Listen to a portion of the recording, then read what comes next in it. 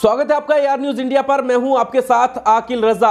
हिमाचल प्रदेश, गुजरात के नतीजे आने शुरू हो गए हैं। नतीजे आप देख ही रहे होंगे कि जिस तरह से एग्जिट पोल में दिखाया जा रहा था, कुछ स्थिति उसी तरह की बनी हुई है, लेकिन कुछ चीजें जो मेन स्ट्रीम मीडिया दिखा नहीं रहा है उस पर हम बात करने वाले हैं। सबसे पहले गुजरात की बात कर लेते हैं। गुजरात में अभी भी तकरीबन 100 के आंकड़े से पार जो है वो भारतीय जनता पार्टी रुझानों में पहुंच चुकी है, और साथ ही साथ आम आदमी पार्टी जिस तरह से अपने दावे दे रही थी गुजरात के अंदर कि वो अच्छी खासी सीट लेकर आएंगे, लेकिन वैसा दिख नहीं रहा। और दूसरे नंबर पर अभी भी कांग्रेस बनी हुई है। लेकिन बड़ी अहम बात यह है कि जो कांग्रेस को छोड़कर के नेता भारतीय जनता पार्टी में गए थे चेहरा बनने के लिए, उनकी बुरी हालत होती हुई दिखाई दे रही है अब तक के रुझानों की अगर बात करें तो। और इस पर कोई भी बात नहीं कर रहा है। कौन है वो चेहरे? वो चेहरे हैं अल्पेश ठाकुर, और दूसरे नंबर पर है हार्दिक पटेल। दोनों का नाम आपने सुना होगा, ये आपकी स्क्रीन पर ये दोनों चेहरे। आपको बता दें कि हार्दिक पटेल कांग्रेस में थे, लेकिन इस बार पहली बार चुनाव लड़े भारतीय जनता पार्टी के टिकट पर, पीछे चल रहे हैं और उम्मीद से कहीं ज्यादा पीछे चल रहे हैं, ऐसी खबरें आ रही हैं जिस पर बात नहीं कर रहा है मेन स्ट्रीम मीडिया। वहीं दूसरी तरफ हम बात करें,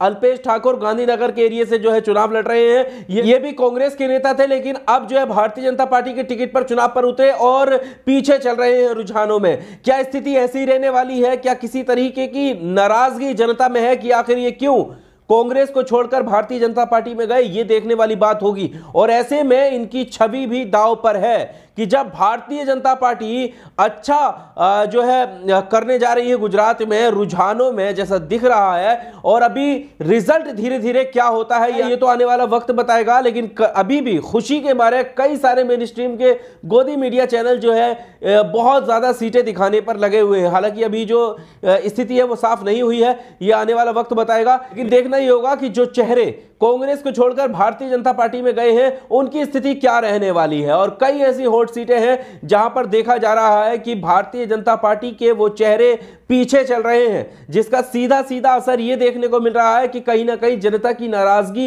इस बात को लेकर हुई है कि आखिर कांग्रेस को क्यों छोड़ा, कांग्रेस पर रहना चाहिए था। और हार्दिक पटेल के लिए यह बहुत शाख और छवि का सवाल होगा कि हार्दिक पटेल जीत पाते हैं या नहीं। अल्पेश ठाकुर और जिग्नेश मेवानी, इनकी तीनों की तिकड़ी बताई जाती थी, और अभी भी जिग्नेश मेवानी पहली बार जब चुनाव लड़े तो वो निर्दलीय चुनाव लड़े थे, जीत मिली थी, कांग्रेस का समर्थन उन्हें प्राप्त हुआ था। और अब दूसरी बार जब वो चुनाव लड़ रहे हैं, आगे चल रहे हैं, लेकिन वो कांग्रेस में ही है, वो भारतीय जनता पार्टी में नहीं है। तो ये तीन तिकड़ी की हम बात कर रहे हैं, अल्पेश ठाकुर, जिग्नेश मेवानी और हार्दिक पटेल।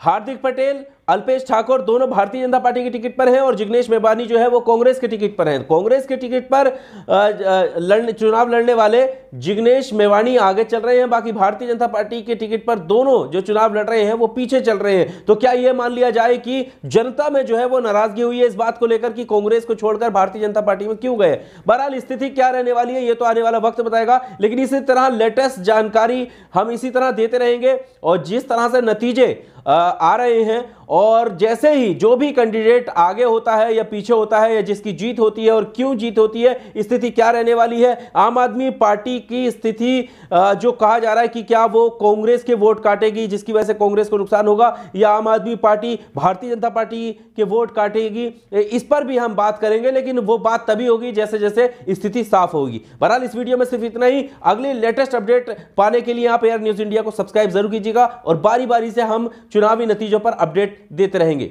शुक्रिया। Subscribe now and press the bell icon. Never miss an update.